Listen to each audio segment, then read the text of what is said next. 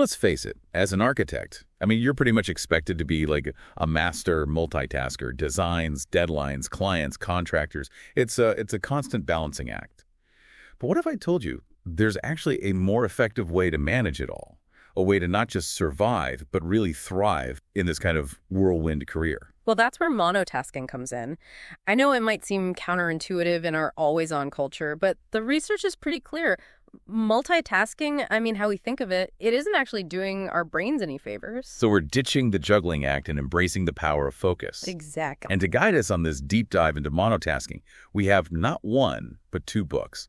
Single Tasking, Get More Done One Thing at a Time by Dvorak and the 12 Monotasks by Thatcher Wine. Both authors offer fascinating insights into why monotasking is so crucial, especially for professions like architecture that demand creative thinking and really meticulous attention to detail. Okay, so let's unpack this whole multitasking myth. We've all been there, right?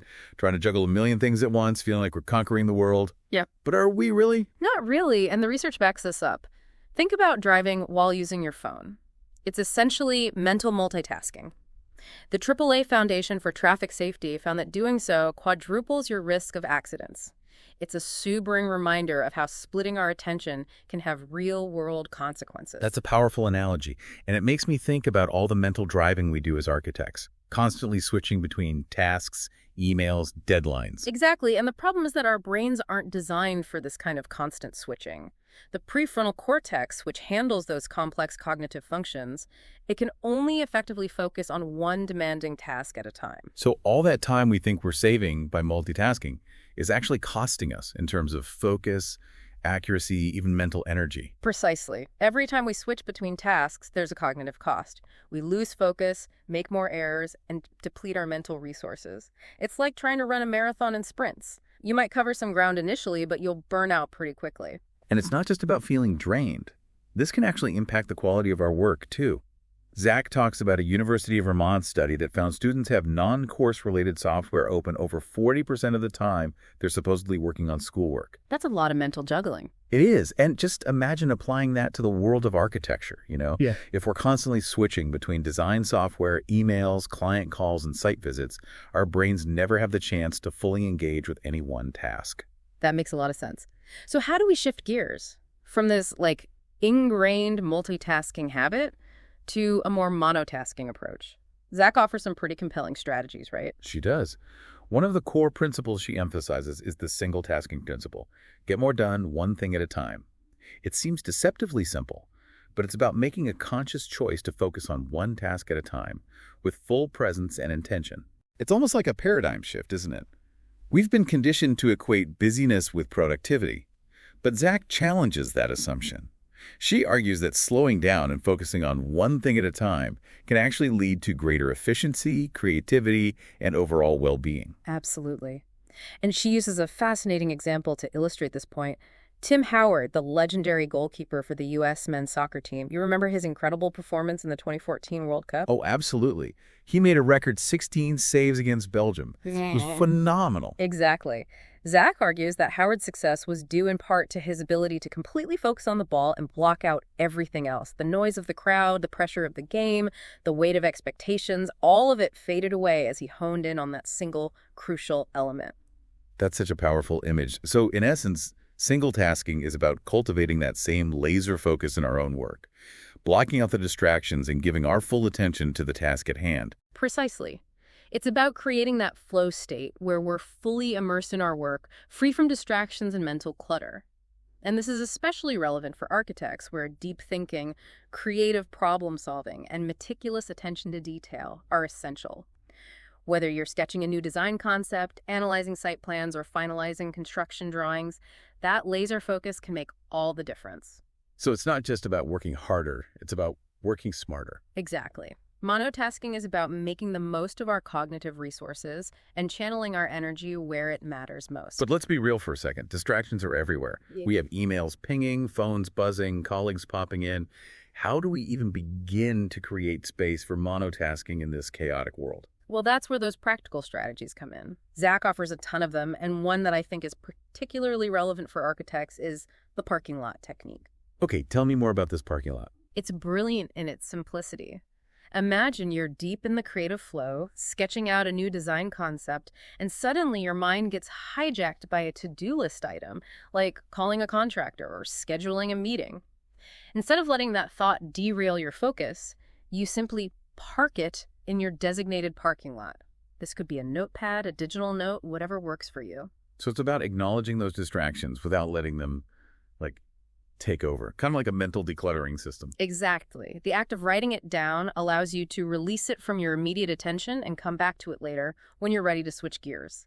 It's a simple but powerful way to maintain that flow state and avoid getting bogged down in mental clutter. I love that. And I can see how this could be incredibly useful for architects who are constantly juggling multiple projects and responsibilities. It's a way to stay organized without sacrificing focus. Precisely.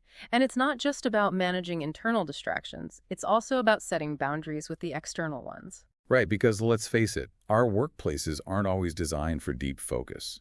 Open office plans, constant interruptions. It can be a real challenge to find that quiet space for concentrated work. Zach offers a strategy that I think is both practical and humorous, using Post-it notes to signal monotasking mode to your colleagues. I love that. It's a simple, non-confrontational way to create a visual boundary and let people know you need uninterrupted time to focus. And it's kind of ironic, isn't it? We, as architects, we design spaces for focus and flow all the time. Libraries, museums, those trendy co-working spaces with the noise-canceling booths. Yet we often forget to apply those same principles to our own work environments. It is ironic, but it highlights the importance of being intentional about designing our workdays around the principle of monotasking. What if, instead of constantly reacting to distractions, we proactively structured our time to maximize focus and minimize interruptions? That's a game changer. And speaking of distractions, we can't forget about the biggest one of all. Technology, our phones, our laptops, all those apps vying for our attention. It's a constant battle. It is, and Zach doesn't shy away from addressing this challenge. She goes beyond the typical advice of turning off notifications, offering more radical but potentially liberating solutions. Okay, I'm intrigued. What kind of radical solutions are we talking about? One that resonated with me was the idea of having separate devices for work and personal life. This might sound extreme, but think about how often we get sucked into the vortex of social media or personal emails when we should be focused on a project deadline. Oh, I'm totally guilty of that. It's like Yeah. my phone has a magnetic pull, constantly drawing me away from the task at hand. It's a common struggle, and creating that physical separation can be a powerful way to set boundaries and reclaim our attention. It's about creating dedicated spaces, both physical and mental, for work and for personal time, allowing us to be fully present in each without the constant blurring of lines. That makes so much sense. It's about reclaiming control over our time and attention instead of being at the mercy of technology's demands. Exactly. It's about being intentional about how and when we engage with technology, instead of letting it dictate our every move. Okay, so let's say we, as architects, are on board with this whole monotasking thing. We're setting boundaries, managing distractions, creating space for focus. But what about everyone else? Our clients, our colleagues, our teams? How do we bring them along on this journey? That's a great question, and it's one that Zach addresses through a compelling anecdote about a leadership training session she facilitated. The executive leading the session, Liz, was incredibly proud of her multitasking abilities, constantly stepping out to take calls and answer emails. Sounds familiar. But I'm guessing it didn't exactly send the message of focused leadership that she was hoping for. Not quite. The participants felt ignored and undervalued, and the training ended up having the opposite of its intended effect. The takeaway here is that even if we believe we're being super productive by multitasking, it can send the wrong message to others, undermining our relationships and ultimately hindering our success as leaders. That's a powerful insight. It's a reminder that our actions speak louder than words, and even if we're trying to do it all, we might be inadvertently conveying a lack of respect or attention to those around us. Exactly. And it highlights the importance of being mindful of how our multitasking habits impact others. So how do we find that balance between being responsive and accessible while also protecting our time for focused work? Zach suggests shifting our focus from quantity to quality. Instead of trying to do 10 things at once, schedule dedicated blocks of time for specific tasks, client meetings, design reviews, even responding to emails. And when you're in those blocks, be fully present. Put away your phone, close your other tabs, and give the task at hand your undivided attention. It's about making a conscious choice to be fully present in each interaction, rather than trying to spread ourselves thin across multiple tasks. Exactly. And Zach even shares a story from one of her clients who had a memorable encounter with Henry Kissinger. Yes, that Henry Kissinger. Even though Kissinger was incredibly busy, he gave the client his full attention during their brief interaction. Wow, if Henry Kissinger can find time for focused one-on-one interactions, I think we all can. But it brings up an interesting point. As architects, our client relationships are so crucial.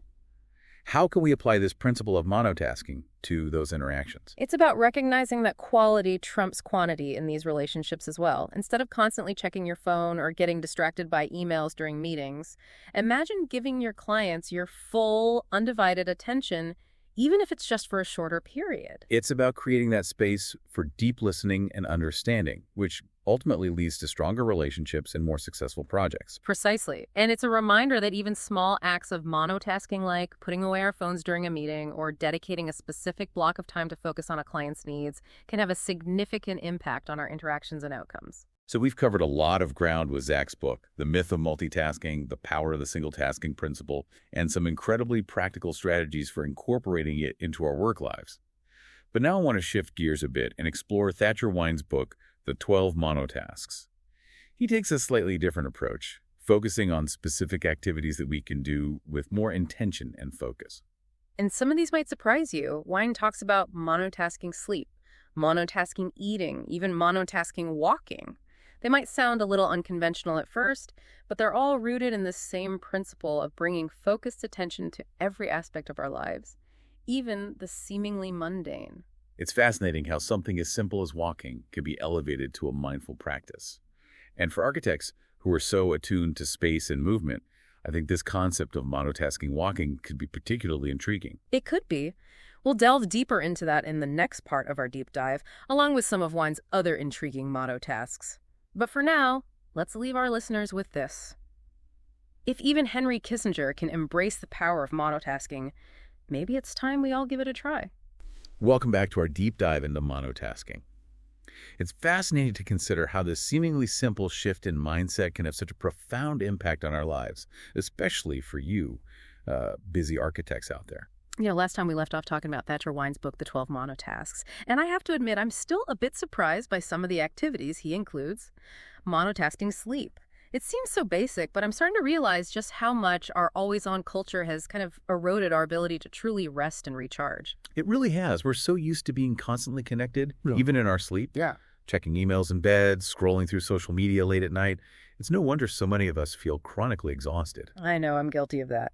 But Wine makes a compelling case for reclaiming sleep as a sanctuary, a time for deep restoration and rejuvenation. Exactly, and he approaches it from a design perspective, which I think resonates with architects. He talks about creating a sleep sanctuary, much like we would design a space for optimal function and well-being. That means minimizing distractions, dimming the lights, keeping the room cool and quiet, essentially turning your bedroom into a haven for restful sleep.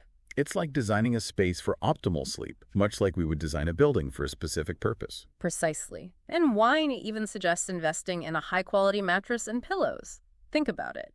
You spend a third of your life in bed, so why not make it as comfortable and conducive to sleep as possible? Okay, that makes a lot of sense.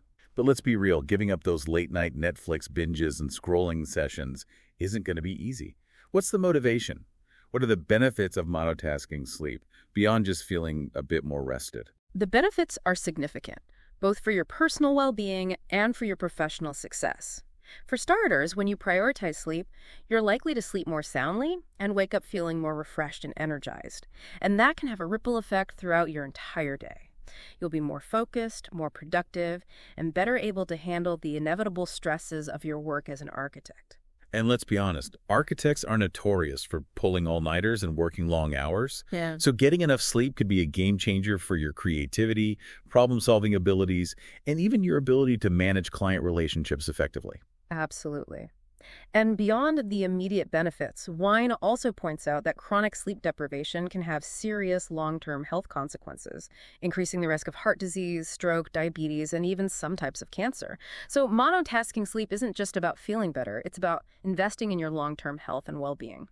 It's amazing how something as basic as sleep can have such a profound impact on our lives, both personally and professionally. It really is. And it highlights the interconnectedness of our physical, mental, and emotional well-being. Wine applies the same principle of monotasking to other everyday activities, like eating. Monotasking eating. Okay, I'm really curious about this one. What does that even look like? Do you just sit in silence and savor every bite? It's not about silence necessarily, but it is about bringing mindful awareness to the act of eating. Instead of scarfing down a sandwich at your desk while checking emails or scrolling through your phone, wine encourages us to slow down, put away the distractions, and really focus on the experience of eating. So it's kind of like a mini meditation, but with food. Exactly. Notice the textures, the flavors, the aromas. Pay attention to how your body feels as you eat. Are you satisfied? Are you still hungry? It's about reconnecting with the simple pleasure of nourishing yourself. I bet this is especially important for architects, who are often so busy and on the go that they forget to take care of their basic needs. Grabbing a quick bite on the way to a meeting or eating lunch at their desks, never really taking a break. You're right. Monotasking eating can be a way to reclaim those moments in your day for nourishment and self-care. And it doesn't have to be a big formal affair. Even just taking a few minutes to sit down and eat a snack mindfully can make a difference. And it's not just about individual well-being. Wine also talks about the social aspect of eating. Think about all those family dinners or meals with friends where everyone's on their phones, barely even talking to each other. It's become the norm, hasn't it? But wine suggests setting aside dedicated time for device-free meals. Put away the phones, turn off the TV, and just enjoy each other's company. And as an architect, this could be a great way to connect with your clients on a more personal level. Instead of just talking business over a quick lunch, schedule a longer dinner where you can relax, have meaningful conversations, and really get to know each other. It's about building relationships, fostering trust, and creating a more enjoyable dining experience for everyone involved. So we've explored monotasking sleep and monotasking eating, two activities that are so essential for our physical and mental well-being. Now let's move on to one that might seem a bit more surprising: monotasking walking. I mean, walking is such a basic everyday activity. How do you even monotask it? It's about shifting your mindset. Instead of seeing walking as just a way to get from point A to point B, wine encourages us to approach it as a mindful practice. So no listening to podcasts, talking on the phone, or checking emails while you walk. Ideally, no. The idea is to put away the distractions and focus on the experience of walking itself. Notice the sensations of your feet on the ground, the rhythm of your breath, the sights and sounds around you. I'm starting to see a pattern here. It's all about bringing mindful awareness to activities that we typically do on autopilot. Exactly. And just like monotasking sleep and eating can have a ripple effect throughout your day, monotasking walking can have profound benefits for your physical and mental well-being. I can definitely see how this would be beneficial for architects, who often spend hours sitting at desks staring at computer screens. Getting out in nature, moving your body, and clearing your head could be just what you need to spark your creativity and boost your mood. Absolutely. And remember that quote we mentioned earlier from Thoreau about spending 4 hours a day sauntering through the woods? Wine draws inspiration from Thoreau's experience in Walden, highlighting how walking can be not just exercise, but a way to clear the mind, connect with nature, and allow thoughts to flow freely. That resonates with me on so many levels. And it doesn't have to be a 4-hour trek through the wilderness. Even a short walk around the block, done with intention and focus, can be a powerful way to reset your mind and boost your creativity. Precisely. Wine suggests finding opportunities for monotasking walks throughout your day, a stroll around the block during your lunch break, a walk to a coffee shop instead of driving, even just pacing around your office while brainstorming ideas. It's about finding those pockets of time in your day to disconnect from the digital world and reconnect with your body and your surroundings. And it's not just about clearing your head. Wine argues that walking can actually enhance your cognitive function.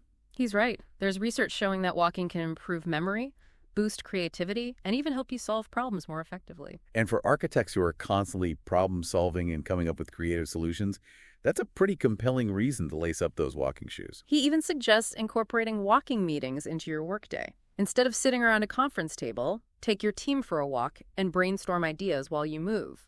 You might be surprised at the fresh perspectives that emerge when you're not confined to a traditional office setting. Okay, I'm loving this. Yeah. It's a reminder that movement and creativity are so intertwined. So we've covered monotasking, sleep, eating, and walking, 3 activities that are essential for our physical and mental well-being. But Wine's book goes beyond just taking care of our basic needs. He also explores how monotasking can enhance our creativity, productivity, and relationships. You're right. And his next monotask is all about the power of truly connecting with others. Listening. Monotasking listening. Okay, this one I really need help with. Isn't listening something we just DO? It's passive, right? You just hear what people are saying. You'd be surprised how often we only think we're listening. Wine argues that true listening requires focused attention and intention. Instead of just hearing words, we need to be fully present in the conversation, absorbing not just the content, but also the nuances of tone, body language, and unspoken emotions. So it's about going beyond just hearing the words and really tuning into the speaker's message, both verbal and nonverbal. Precisely. And it's a skill that takes practice, especially in our distracted world. We're constantly bombarded with information, and it's easy to let our minds wander during conversations, especially if they're not particularly engaging. Oh, for sure. How many times have you been in a meeting and found yourself zoning out, thinking about your to-do list or what you're having for dinner? It happens to the best of us, but Wine suggests setting aside dedicated time for practicing monotasking listening. So like having a conversation with someone and just really listening. Exactly. Choose a time when you can be fully present, put away your phone, and give the speaker your undivided attention. And don't just passively absorb their words, engage with them. Ask clarifying questions, reflect back what you're hearing, offer your own insights. This sounds almost transformative for relationships. It can be. When people feel truly heard, it builds trust, deepens connection, and opens the door for more authentic communication. And for architects, think about the impact this could have on your client interactions. Imagine really listening to your client's needs, understanding their vision, and responding with designs that reflect their deepest desires. It's not just about creating functional spaces. It's about creating spaces that resonate on an emotional level. Absolutely. It's about creating spaces that tell a story, spaces that embody the values and aspirations of the people who will inhabit them. And it all starts with the simple act of listening. Okay, I'm starting to see how all of these monotasks are interconnected. They're not just isolated activities, but rather different facets of a more mindful and intentional way of being in the world. You're right. And we've only just begun to explore the possibilities. Join us in part 3 as we delve into the remaining monotasks from Thatcher Wine's book and discuss how you can integrate them into your busy lives as architects. We'll discover that monotasking isn't just about doing less, it's about doing more of what matters. Welcome back to the Deep Dive. We've been on quite a journey exploring this whole power of monotasking, and I have to admit, I'm already feeling like inspired to rethink how I approach my work and really my life. It really is amazing how these seemingly simple shifts in mindset can have such a ripple effect, isn't it? Absolutely. We've covered so much ground: sleep, eating, walking, listening. But there's one monotask from Thatcher Wine's book that I'm particularly curious about: getting there. It sounds almost like philosophical. It is, in a way. Getting there isn't about, reaching a specific destination. It's more about being fully present during the journey itself. Wine uses the example of road trips he took in college, before GPS and smartphones were everywhere. Back then you had to rely on maps, intuition, a sense of adventure. I can only imagine. No Google Maps telling you exactly where to go, no constant notifications buzzing in your pocket, just the open road and the unknown. It sounds almost liberating. That's exactly what Wine is getting at. He argues that in our, hyper-connected world, we've lost touch with the simple joy of being present in the moment, especially when we're traveling. We're so focused on getting to our destination, a client meeting, a construction site, or even just getting home after a long day, that we miss the beauty and wonder of the journey itself. It's like we're always rushing to the next thing, never fully experiencing the present moment. And as architects, we're constantly thinking about space and movement. I think this monotask is especially relevant. We design buildings and cities to facilitate movement and flow, but do we bring that same level of intention to our own personal journeys? That's a great question, and it's at the heart of Wine's concept of getting there. He challenges us to bring that same mindfulness, that same attention to detail, to our own experiences of moving through the world. So how do we actually practice monotasking getting there? Do we ditch our phones and GPS and just wander aimlessly? Not necessarily. Wine isn't suggesting we, abandon technology altogether, It's more about being mindful of how we use it. Instead of constantly checking maps and notifications, try putting your phone away and engaging with your surroundings. Notice the changing landscapes, the architecture of the buildings you pass, the people you encounter. Even if you're just walking from your desk to the coffee machine, pay attention to the details you might normally miss. It's about turning even the most mundane commute or errand into an opportunity for observation and discovery. And I can see how this could be a gold mine for architects. Absolutely. Wine suggests paying attention to details that you might normally overlook. The textures of different materials, the play of light and shadow, the way people interact with their environment. You never know what might spark your next design inspiration. And it's not just about visual observation, right? Engage your other senses too. Listen to the sounds of the city or the countryside, feel the wind on your skin, smell the aromas of different neighborhoods. It's about immersing yourself in the sensory experience of your journey. Wine even suggests incorporating getting there into your work life. Instead of always scheduling virtual meetings, try meeting clients or colleagues in person and be mindful of the journey to get there. Take a walk to a nearby cafe for a coffee meeting, or explore a new part of the city together. Yeah. It's a great way to break up the routine, get some fresh air, and maybe even have a chance encounter that sparks a new idea. Exactly. Wine's point is that monotasking getting there isn't just about making travel more enjoyable, It's about cultivating a mindset of presence and appreciation that can enhance our lives in countless ways. So we've covered 5 of Wine's monotasks so far: sleep, eating, walking, listening, and getting there.